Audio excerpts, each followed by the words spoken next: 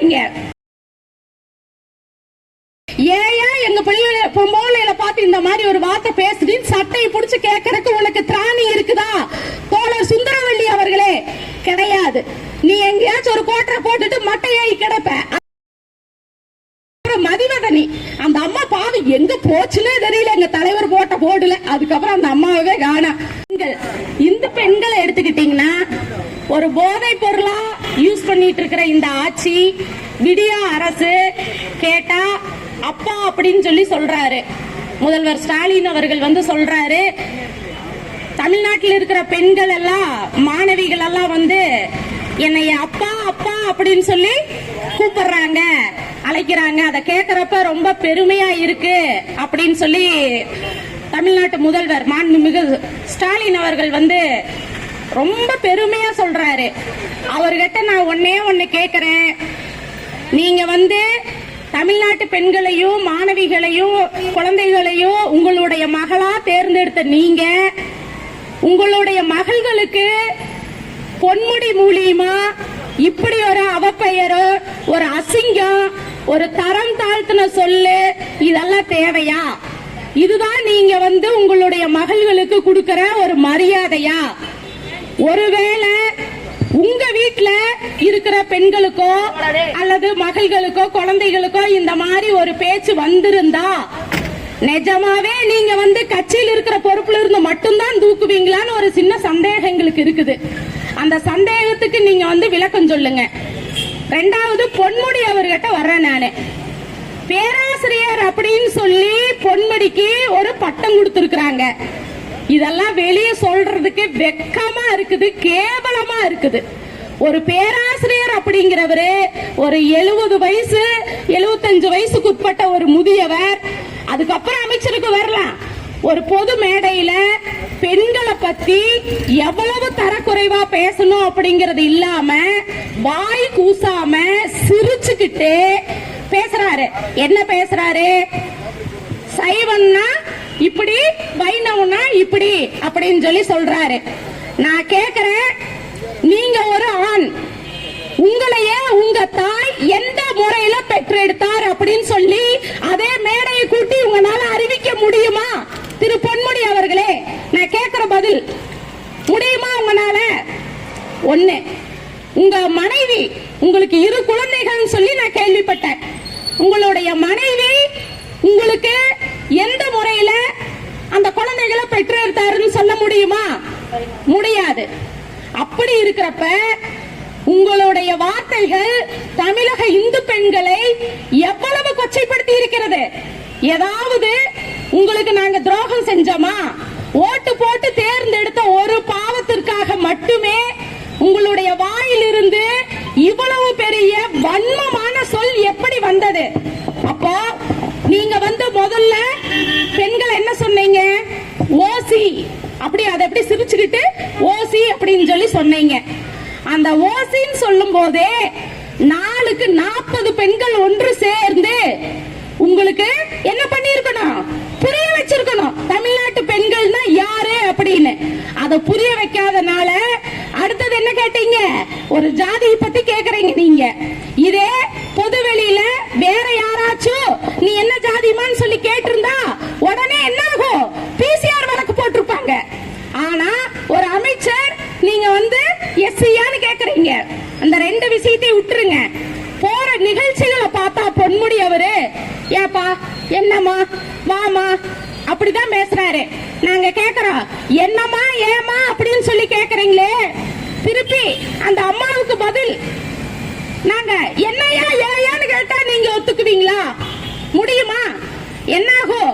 மரியாதை குறையா நடத்துறோம் அப்படின்னு சொல்லி சொல்லுவீங்க.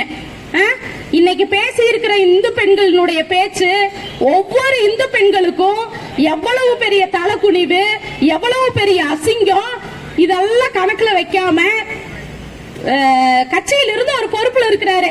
அந்த பொறுப்புல இருந்து உடனே தூக்கிட்டா எல்லாம் சரியா போயிடும். அவரை உடனே என்னை மன்னிச்சுக்குங்க, நான் என்ன வார்த்தை யூஸ் பண்ணேன்னு தெரியல, தெரியாம பேசிட்டேன் அப்படின்னு சொல்லி சொன்னா உடனே மக்கள் எல்லாம், அது குறிப்பா நீங்க சொன்னீங்களே பெண்கள், நாங்கெல்லாம் சரிங்க நீங்களும் கேட்டீங்க நாங்களும் மன்னிச்சுட்டோம் அப்படின்னு சொல்லி விட்டுட்டு போறக்கு எங்களை என்ன ஈனவானன்னு நினைச்சிட்டு பார்த்துட்டு இருக்கிறீங்களா? பொன்முடி அவர்களே எச்சரிக்கிறேன். இதே நீங்க ஒரு நல்ல என்ன போன்ற ஒரு இன பெண்கிட்ட நின்னு நேருக்கு நேர் நின்னு நீங்க பேசி இருந்தால் அதனுடைய விளைவுகள் வேற மாதிரி இருக்கும். நான் இந்த இடத்துல இதே நேரம் நின்னு நான் உங்களுக்கு ஒரு சவால் விடுறேன். இனிமேல் யாரா இருந்தாலும் இந்து பெண்களை பத்தி இல்ல, மொத்த பெண்களையும் நான் சொல்றேன். ஒரு இனம் ரெண்டு இனம் நான் பாகுபாடு பார்க்க மாட்டேன். மொத்த பெண்களுக்கும் யாரால அச்சுறுத்தல் வருதோ அவங்கள நாங்க சும்மா விட மாட்டோம். எங்க தலைமை உங்களை மாதிரி கேவலமான தலைமை வளர்த்துல.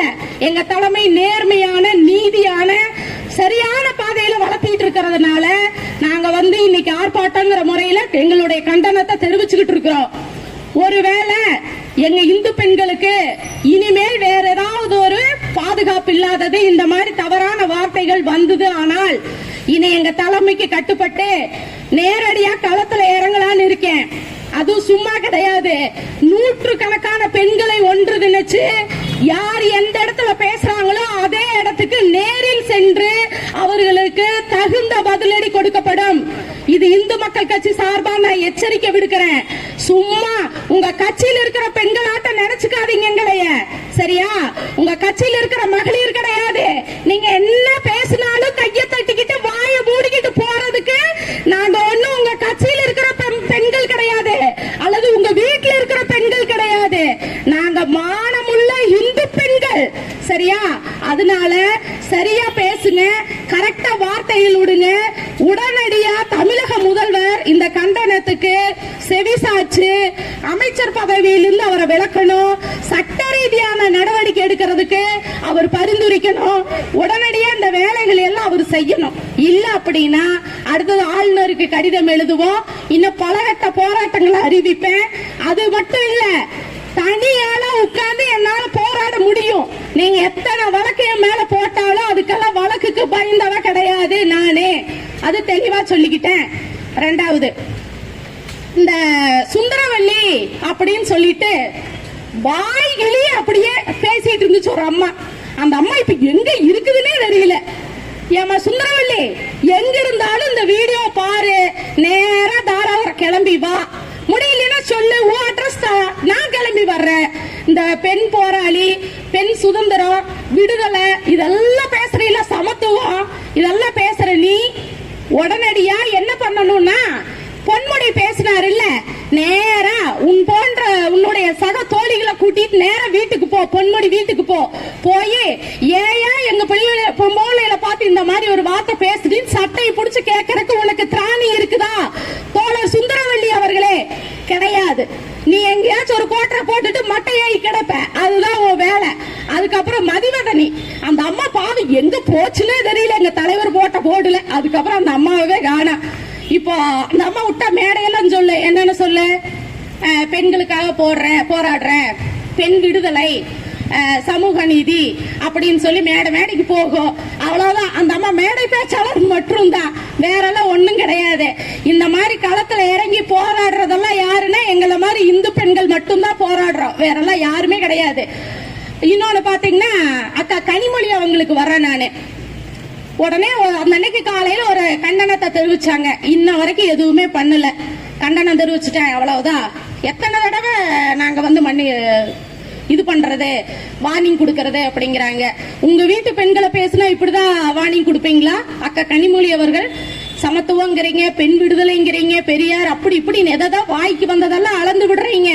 ஏன் பொன்முடி மேல நீங்க இன்னும் நடவடிக்கை எடுக்கிறதுக்கு உங்க அண்ணனுக்கு நீங்க பரிந்துரை செய்யவில்லை? பெண்ணாக இங்கிருந்து டெல்லி போயிருக்கிறீங்க, ஒரு எம்பி ஆக. நீங்க தானே தமிழ்நாட்டு பெண்களுக்கு ஒரு பாதுகாவலரா இருக்கணும். ஏன் உங்க தொகுதியில இந்து பெண்களே இல்லையா? அல்லது இந்து பெண்களுக்கு ஒரு பிரச்சனை வந்தா நீங்க இறங்கி வேலை செய்ய மாட்டீங்களா? கேள்வி கேட்க மாட்டீங்களா? அவங்களுக்கு பாதுகாப்பா இருக்க மாட்டீங்களா? இந்த கூட்டணி கட்சியில் இருக்கிற பெண்கள் எல்லாம் எங்க போனீங்க?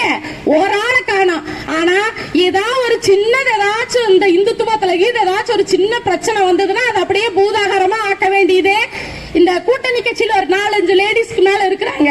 இவங்க எல்லாம் உடனே ஒரு போட்டோ ஒண்ணு கொடுக்க வேண்டியது, ஒரு கண்டனத்தை ஒண்ணு பண்ண வேண்டியது, ஈமுன்னா கருப்பு சேலையை கட்ட வேண்டியது. கருப்பு சேலையை கட்டிட்டு நாங்க போராடுறோம், கண்டனத்தை தெரிவிக்கிறோம். இதெல்லாம் இந்த ஏமாத்து வேலையெல்லாம் இனிமேல் தமிழ்நாட்டில் நடக்கவே நடக்காது. 2026க்கு அப்புறம் உங்களுடைய எந்த வேலையும் இங்க பலிக்காது. அதனால உங்களுடைய அந்த மறைமுக கண்டனத்தை எல்லாம் ஓரம் கட்டி வச்சுட்டு தேர்ந்தெடுக்கப்பட்ட மக்களுக்காக நீங்க வேலை செய்யுங்க. உங்க வீட்டுக்காக வேலை செய்யாதீங்க, உங்க கட்சி ஆளுகளுக்காக வேலை செய்யாதீங்க. தேர்ந்தெடுக்கப்பட்ட மக்களுக்கு, பொதுவா நீங்க எல்லாம் பெண்களா இருக்கிறீங்க, பெண்களுக்கு முதல்ல முன்னுரிமை கொடுத்தா அவங்களுடைய வேதனைகள் என்ன, அவங்களுடைய கஷ்டங்கள் என்ன, அதெல்லாம் கேளுங்க. இன்னைக்கு எத்தனை பெண்கள் வந்து வீதிக்கு வந்து போராடுறாங்க? யாரும் கிடையாது. கூட்டணி கட்சியில அதை பத்தி வாயே திறக்க மாட்டேங்கிறாங்க. திருமாவளவன் அவர் வாயில நீ என்னன்னே தெரியல, அந்த அளவுக்கு வாயே திறக்க மாட்டாம உட்கார்ந்து இருக்கிறாரு. கூட்டணிக்காக வந்து பெண்களை அவமதிக்கிறது, தொடர்ந்து அவமதிக்கிறாங்க. இந்த சைகை சாதிக்குன்னு சொல்லிட்டு திமுக ஒருத்தர் இருக்கான், அவன் வாயை திறந்தாலே பொம்பளைகளை பத்தி ஆவுன வார்த்தை, கெட்ட வார்த்தை, அப்படி போனவன் இப்படி போனவன் இதுதான் பேசுறது. அப்புறம் பாத்தீங்கன்னா இந்த சிவாஜி அவ ஒரு ஆளு. இன்னைக்கு காலையில் ஒரு வீடியோ பார்த்தேன், சேலத்துல இருந்து ஒரு அம்மா. அது வந்து எப்படின்னா, திமுக கட்சியில ஆண்கள் எப்படியோ அதை காட்டிலும் பெண்கள் இறங்கிட்டாங்க. இப்ப வார்த்தை பேசுறதுல கோத்தாங்கிறது, அம்மாங்கிறது, இதெல்லாம் என்ன கட்சியினுடைய அடையாளங்கள்? இது என்ன உங்களுடைய கோட்பாடு? இதுதான் உங்களுடைய சமத்துவமா? இதுதான் உங்களுடைய சமூக நீதியா? எனக்கு இன்னுமே ஒரு விஷயம் விளங்கவே இல்லை. எதுக்காக மக்களுக்கு இவ்வளவு ஒரு கண் துடைப்பு நாடகம்? உங்களுடைய ஓட்டுக்காக நீங்க எதையும் செய்யறீங்க. அப்படி இருக்கிறப்ப மக்களுக்கும் நீங்க இறங்கி செய்யணுமா இல்லையா? இந்துத்துவனாவே நீங்க ஒதுக்கப்படுறீங்க. இந்துக்கள் ஓட்டு நாளைக்கு தேவைப்படாதா உங்களுக்கு? நீங்க இந்துக்கள் ஓட்டை தேடி ஒவ்வொரு இந்து பெண் வீட்டு வாசல்லையும் நீங்க கண்டிப்பா வந்து நிக்க வேணும். அப்ப இதுக்கெல்லாம் நீங்க பதில் சொல்லித்தான் ஆகணும். ஒரு நாள் இல்ல ஒரு நாள் நீங்க பேசின அத்தனை பேச்சுகளுக்கும் இந்து பெண்கள் பதிலடி கொடுப்பார்கள். அது விரைவில் கொடுப்பாங்க. இனிமேல் நாச்சும் திருந்துங்க. இந்த மாதிரி எல்லாம் வந்து பொது இடத்துலயோ அல்லது தனிப்பட்ட முறையிலயோ தமிழக இந்து பெண்களை பத்தி தேவையில்லாம அநாகரிகமான வார்த்தைகளை இனிமேல் யாரு யூஸ் பண்ணாலும் சட்ட ரீதியான நடவடிக்கைங்கிறது ரெண்டாவது. கொண்டு போய் ஸ்டேஷனா கேஸ் கொடுத்துட்டு இருப்பான்னு நினைச்சுக்கிட்டு இருக்காதீங்க. யாரும் இங்க வந்து முட்டாள் கிடையாது. எந்த பெண்களும் குறிப்பா முட்டாள் கிடையவே கிடையாது. எங்களுக்கு ஒரு பிரச்சனைனா நாங்க தான் ரோட்ல இறங்கி நிக்கணும். அந்த மாதிரி நாங்க இன்னைக்கு இறங்கி நின்று இருக்கிறோம். இனிமேல் ஒரு பிரச்சனைன்னு சொல்லி சொன்னா எங்களுடைய தலைவர் தமிழ் திரு அர்ஜுன் சம்பத் அவர்களுடைய காதுக்கு கொண்டு போயிட்டு உடனடியாக எந்த தமிழ்நாட்டில் எங்க மூல முடுக்கல யார் என்ன பேசினாலோ அவங்களுடைய வீட்டு வாசல்ல அடுத்த நாள் காலையில நிப்போம். அது யார் நிக்கிறாங்களோ என்னமோ, இந்து மக்கள் கட்சி நிர்வாகத்தில் இருந்து கண்டிப்பாக பெண்கள் 100 பேர் போய் நின்று அவங்களுடைய சட்டையை பிடிச்சு கேள்வி கேட்போம். அதனால இந்த மாதிரி எல்லாம் நீங்க வந்து நடந்துட்டு இருந்தீங்கன்னா இதுக்கு உடனடியாக வந்து நீங்க மன்னிப்பு கேட்கணும். மன்னிப்பு கேட்டு அதுக்கு உண்டான தீர்வு எடுக்கணும், சட்ட ரீதியான நடவடிக்கை எடுக்கணும் அப்படிங்கறதும், அது இல்லாம உடனடியாக அவர் அமைச்சர் பதவியிலிருந்து நீக்கணும் அப்படிங்கறது எங்களுடைய கண்டனங்கள். இதுக்கு உடனே செவிசாய்க்கணும். செவிசாய்க்காத பண்ணம் மீண்டும் மிக விரைவில் வந்து நாங்க 100 பெண்களுக்கு மேல ஒன்றிணைஞ்சு இங்க இருந்து நடைபயணமா போய் முதல்வர் ஸ்டாலின் வீடு முற்றுகையிடப்படும் அப்படிங்கறது இந்த ஆர்ப்பாட்டத்தின் மூலியமா தெரிவித்துக் கொள்கிறேன். நன்றி.